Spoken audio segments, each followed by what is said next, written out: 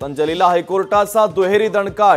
Trademark उल्लंघनाच्या प्रकरणी पतंजलीमध्ये 4.5 कोटींचा दंड, तर कोरोना उपचारासाठी कोरोनिलच्या वापराबाबत सोशल मीडियावरील मजकूर हटवण्याचे आदेश। मनोज जरांगे आणि राजू शेट्टींमध्ये जालन्यात रात्री 1.5 तास खलबतं। भेटीमुळे राज्यात तिसऱ्या आघाडीच्या हालचालींना वेग। राज ठाकरे यांच्यानंतर आज आदित्य ठाकरेंचा पुणे दौरा। पुण्यातील पूरग्रस्त भागाची आदित्य ठाकरे करणार पाहणी। जया अमिताभ बच्चन नको फक्त बच्चन म्हणा, खासदार जया बच्चन यांचं उपसभापतींना आवाहन। महिलांना पतीच्या नावाने हाक मारण्याच्या पद्धतीवर घेतला आक्षेप।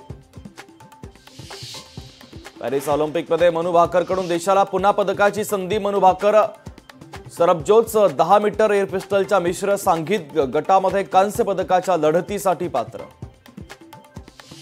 भारत श्रीलंका तिसरी टी20 आज विजयासह सिरीजमध्ये श्रीलंकेला क्लीन स्वीप देण्याचं टीम इंडियाचं लक्ष्य।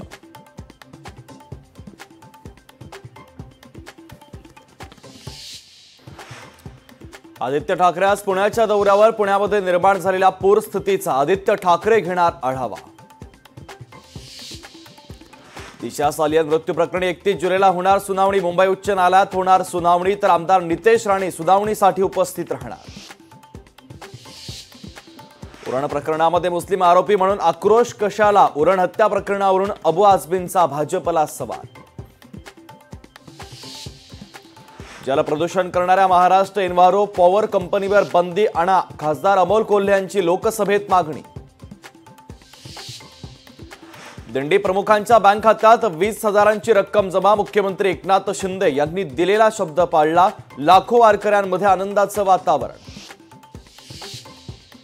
मनोरमा खेडकरच्या जामीन अर्जावर 1 ऑगस्टला सुनावणी। शेतकऱ्याला धमकावल्याप्रकरणी न्यायालयीन कोठडी।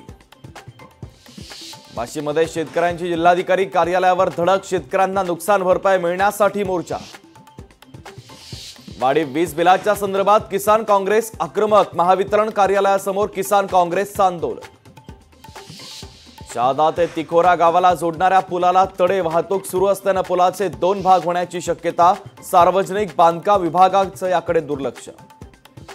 अध्यक्ष राज ठाकरेंच्या हस्ते शीद फडणवीसांचा सत्कार। बाल गंधर्व रंगमंदिरामध्ये ज्येष्ठ व्यंगचित्रकार शीद फडणवीसांचा सन्मान। लोणावळ्यामध्ये पर्यटकांची हुल्लडबाजी करणाऱ्या 26 पर्यटकांवर गुन्हे दाखल। जिल्हाधिकारी सुहास दिवसे यांचे पर्यटकांवर कारवाईचे आदेश। आतापर्यंतची सर्वात मोठी कारवाई। पंजाबमध्ये 600 कोटींचे हेरोईन जप्त। ड्रग्ज सिंडिकेटचा 3 सदस्यांच्या अटकेनं पर्दाफाश। बिहारमध्ये रेल्वेचा मोठा अपघात टळला। बिहार संपर्क क्रांती एक्सप्रेसचं इंजिन डब्यापासून वेगळं झालं। सुदैवानं कोणतीही जीवितहानी नाही।